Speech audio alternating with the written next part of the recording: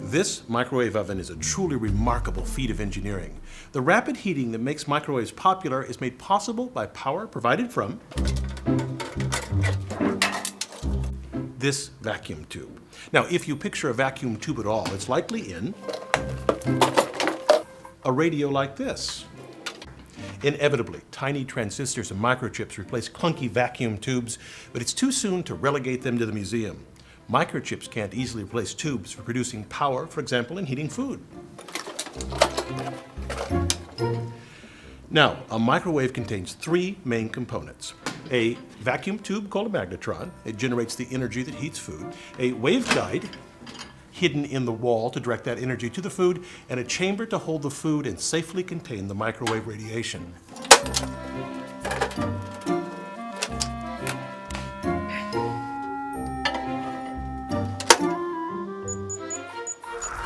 In principle, a microwave oven heats no differently than any other type of heat transfer.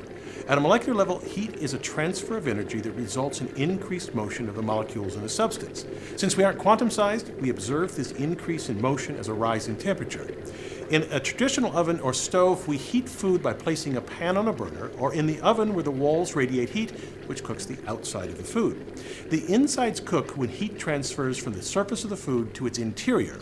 In contrast, energy from the magnetron penetrates into the food, which means the whole mass of the food can be cooked simultaneously. How does it do this? Well, our food is filled with water, which is positively charged at one end and negative at the other.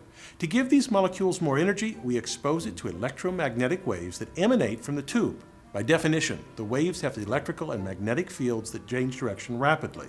For this oven, the direction of the fields change 2.45 billion times per second. Water will try to align with the radiation's electric field. The changing field rocks the water molecules back and forth rapidly, and molecular friction from this creates heat as the motion disrupts the hydrogen bonds between neighboring water molecules. Now, you can get an idea of the wavelength of the energy emitted from the magnetron using cheese.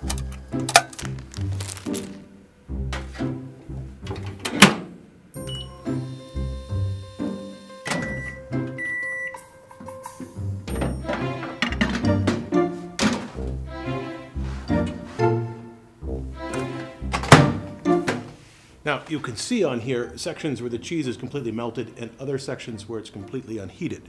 The oven's metal walls only reflect waves of a length that fits inside the oven. This standing wave causes hot and cold spots inside the oven. The three-dimensional pattern of waves is difficult to predict, but the principle can be seen by looking at the waves in a single dimension. The peaks and valleys in the wave represent the greatest energy of the wave. Well, the nodes here correspond to the cold spots inside the chamber. If I measure the distance between melted cheese spots, I find about 2.5 inches. That would be half the wavelength, the distance between nodes, and is pretty close to the actual wavelength of microwave radiation used. Using that wavelength, I can estimate the microwave radiation's frequency. The frequency is related to the wavelength by the speed of light. I get an answer that only has a 4 or 5% error, not bad for this primitive measurement. Now, the real engineering in the microwave oven lies in creating the magnetron that generates high-powered radio waves. It's truly an amazing and revolutionary device. The vacuum tube is inside here. These are cooling fins, thin pieces of metal that dissipate the heat as the magnetron operates. The key parts are these two magnets and the vacuum tube. Now, I have another one so you can see the inside. You apply a large voltage across both the inner filament and the circular copper outside. This voltage boils electrons off the center filament and they fly toward the circular copper section. The filament is made from tungsten and thorium. Tungsten because it can withstand high temperatures, and thorium because it's a good source of electrons. The magnets bend these electrons so that they swing back toward the center filament. We adjust the magnetic strength so that the now orbiting electrons just brush past the opening of these cavities. Like blowing over a half-filled pop bottle to make it whistle, this creates an oscillating wave, the microwave radiation that heats food.